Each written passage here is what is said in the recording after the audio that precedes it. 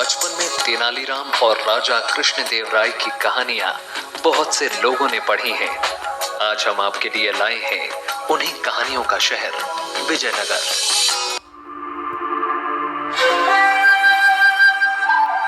किसी देश की संस्कृति को जानने के लिए उसके इतिहास को समझना बेहद जरूरी है। भारत में समय समय पर कई साम्राज्य स्थापित हुए, जिनके वक्त में कला और संस्कृति में नए आयाम जुड़ते गए। वक्त के साथ कई साम्राज्यों ने इतिहास के पन्नों में अपनी जगह बनाई।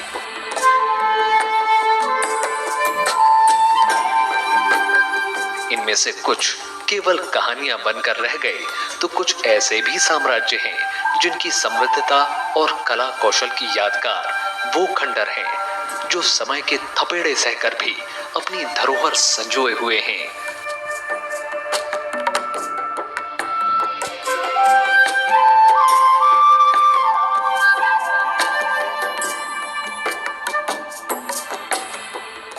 इन्हीं में से एक है विजयनगर के ये खंडहर, जो करीब 600 साल पुराने गुजरे वक्त का वैभव बयां करते हैं।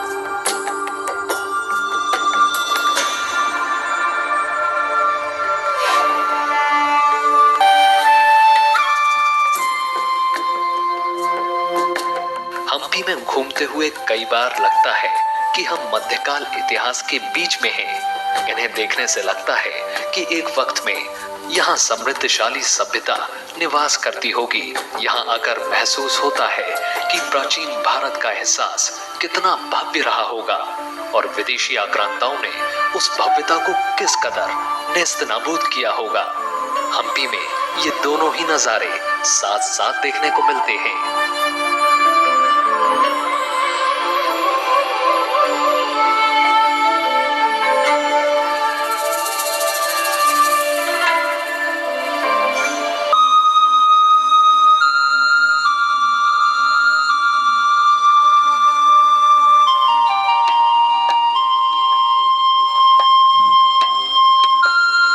हम्पी का विट्ठल मंदिर उत्कृष्ट कला और स्थापत्य की बेजोड़ मिसाल है।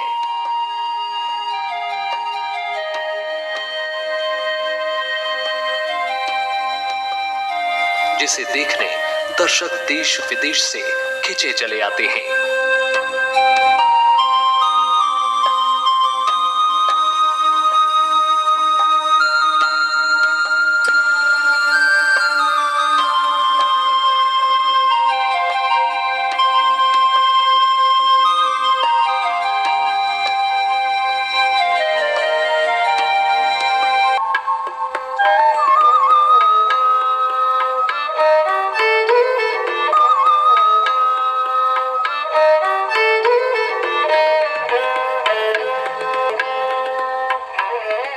पत्थर को तराश कर बनाए गए हम्पी रथ के पीछे इतिहासकारों का मत है कि कोणार्क के पहियों पर टिके रथ से राजा कृष्णदेव राय इतना प्रभावित हुए कि उन्होंने वैसा ही रथ यहाँ बनवा दिया। गरुड़ की छवि में बना ये रथ भगवान विष्णु का वाहन माना जाता है।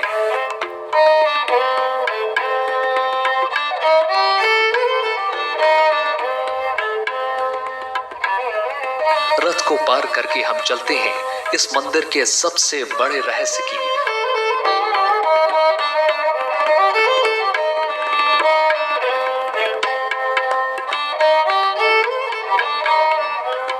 महामंडप में मौजूद म्यूजिकल पिलर्स की तरफ। इनका आधार खूबसूरत कलाकृतियों से अलंकृत है।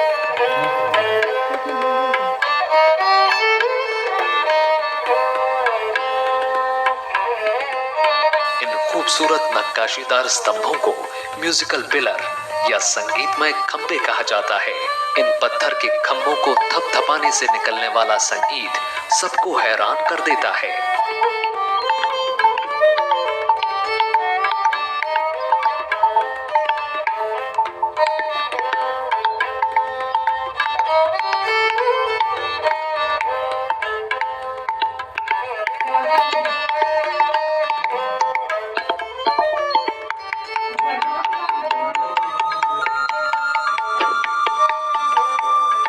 800 साल पहले की तकनीक और विज्ञान के आगे आज आधुनिक विज्ञान भी नतमस्तक है। इन ठोस ग्रेनाइट पत्थर के स्तंभों में से तबले, वीणा और अलग-अलग 81 वाद्य यंत्रों की ध्वनि निकलती है।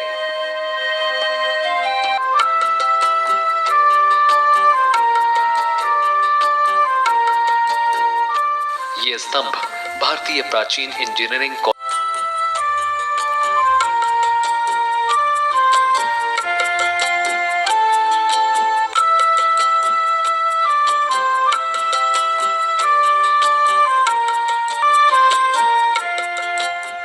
भारत के मंदिरों की विविधता अनोखी है। ये मंदिर न सिर्फ विश्वास और धर्म का जीता जागता रूप है, बल्कि ये सदियों से भारतीय वास्तुकला और भवन निर्माण में वैज्ञानिक दृष्टिकोण की कहानी भी बयां करते हैं।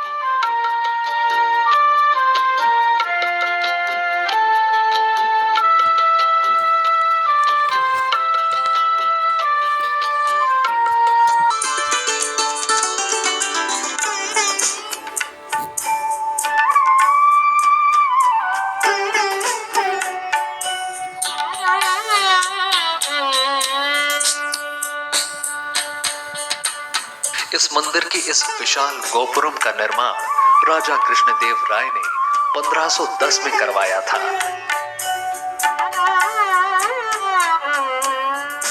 मंदिर के दक्षिण में 12 स्तंभों के मंडप में भगवान गणेश की विशाल प्रतिमा है।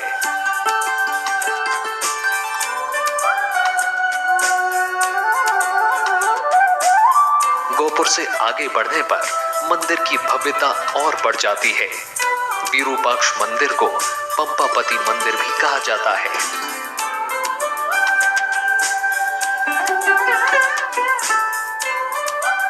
मंदिर के मंडप पर श्रद्धालु आज भी अपनी पीढ़ियों से चली आ रही परंपरा निभा रहे हैं। ये मंदिर विजयनगर में सबसे पुराना माना जाता है और आज भी यहाँ भगवान शिव की आराधना होती है।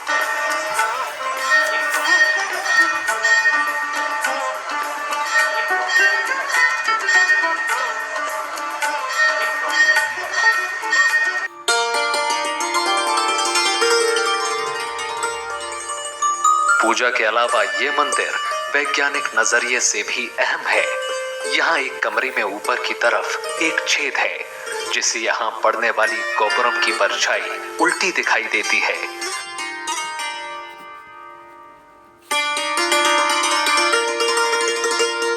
इसके अलावा मंदिर में ध्यान के लिए नीचे की तरफ कमरे हैं। यहाँ ध्यान के लिए लोग बैठते हैं।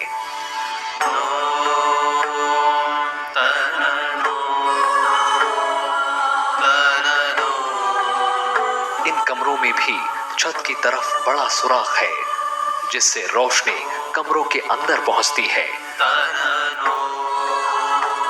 मंदिर में सैकड़ों साल पहले की गई कलाकारी भी हैरान कर देने वाली है।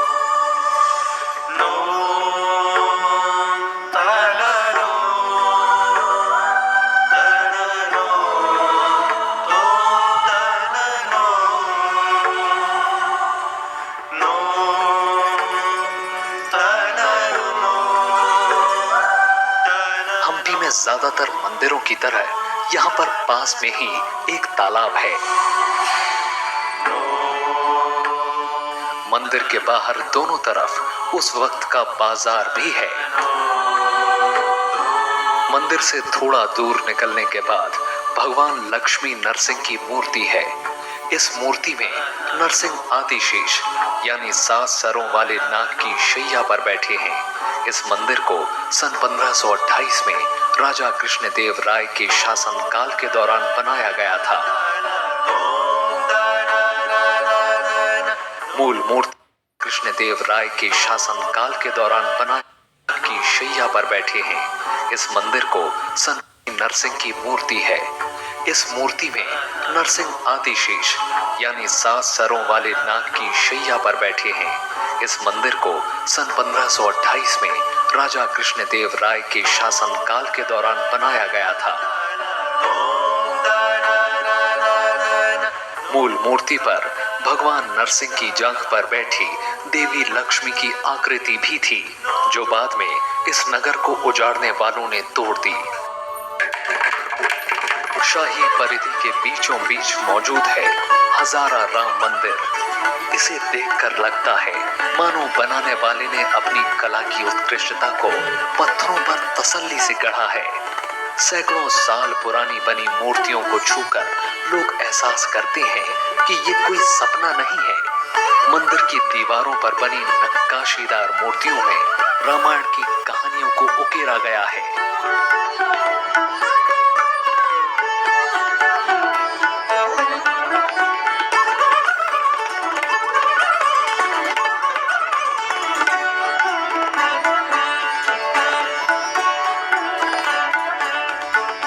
हजारा राम मंदिर से थोड़ा दूर ही लोकप्रिय कमल महल है।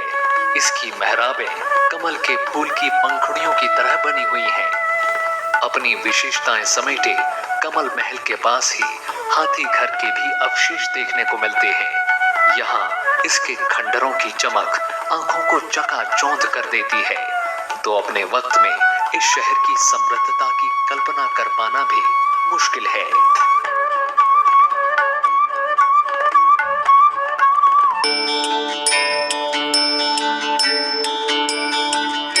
जितना हम मुगलों और तुर्कों के बारे में जानते हैं, उतना हमने विजयनगर साम्राज्य के बारे में पढ़ा सुना नहीं है।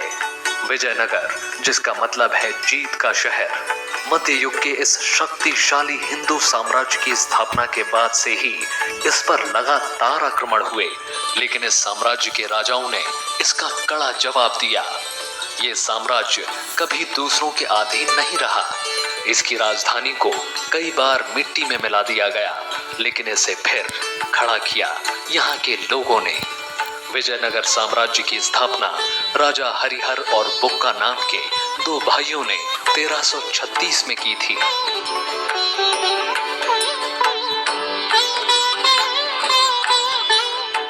दरअसल विजयनगर पर सन 1336 से लेकर 1565 तक 4 राजवंश, संगम वंश, सालुब वंश, तुलुब वंश और अरविडु वंश ने शासन किया।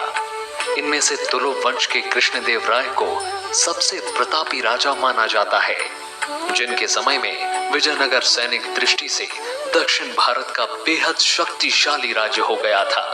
यहाँ तक कि मुगल बादशाह बाबर के समकालीन कृष्णदेव राय को बाबर खुद सबसे शक्तिशाली राजा मानते थे।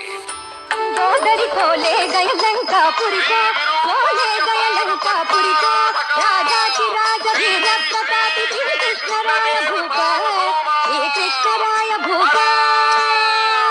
मंदोदरी खोले गए लंकापुरी को, खोले गए लंकापुरी को, राजा की राजा वीर प्रतापी श्री कृष्णराय भूपा, हे कृष्णराय भूपा। कृष्णदेव राय महान विद्वान और बड़े साहित्यकार थे। उन्होंने कई ग्रंथ भी लिखे। राजा कृष्णदेव राय ने न सिर्फ आसपास किए गए सभी विद्रोहियों को जवाब दिया, बल्कि अपनी सीमाओं का विस्तार तकरीबन पूरे दक्षिण में किया। पुर्तगालियों से उन्होंने संबंध बनाए, उनसे रक्षा और व्यापार में सहयोग प्राप्त किया। राजा कृष्णदेव राय ने अपने प्रशासनिक सुधारों में बड़े पैमाने पर राज सत्ता के कौटिल्य, विदुर जैसे विद्वानों के सिद्धांतों और भारतीय परंपराओं का समावेश किया। हालांकि एक राजा के तौर पर वो राज्य के मुखिया थे, लेकिन उनके शासन में नीति निर्देश के लिए एक मंत्री परिषद भी था। कृष्णदेव राय की एक अजेय शासक के तौर पर मृत्यु हुई। इसके बाद वास्तविक शक्ति कृष्णदेव राय के सहयोगी रहे राम राय के पास रही। साल 1565 में विजयनगर साम्राज्य पर मुस्लिम महासंघ ने मिलकर आक्रमण किया, जिसमें अहमदनगर, बीजापुर, गोलकुंडा और बीदर शामिल थे। पहले तो इस युद्ध में संयुक्त मोर्चा की सेना पर विजयनगर की सेना कहर बनकर टूटी, लेकिन अंतिम समय में 70 वर्षीय राम राय की युद्ध में मृत्यु के बाद विजयनगर की सेना को हार का मुंह देखना पड़ा। दक्कन की सल्तनतों ने विजयनगर की राजधानी में प्रवेश करके उनको बुरी तरह से लूटा और सब कुछ तबाह कर दिया।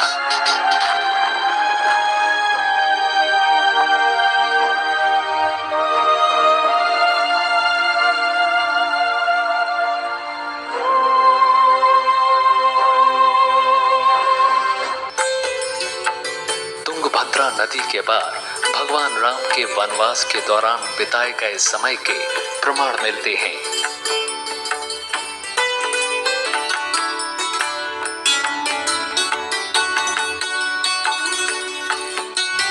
पुराणों में जिक्र है कि माल्यवंत पर्वत पर मौजूद इस मंदिर में भगवान राम अपने वनवास के समय लंबे वक्त तक रुके थे। आज भी यहाँ 24 घंटे रामचरितमानस का पाठ होता है और यहाँ ऐसे भक्त भी हैं जो भगवान राम की तरह 14 साल के वनवास पर हैं। जहाँ जहाँ भगवान राम गए थे वहाँ ये लोग भी जाते हैं। इस मंदिर में रहकर ये लोग लंबा वक्त बिताते हैं।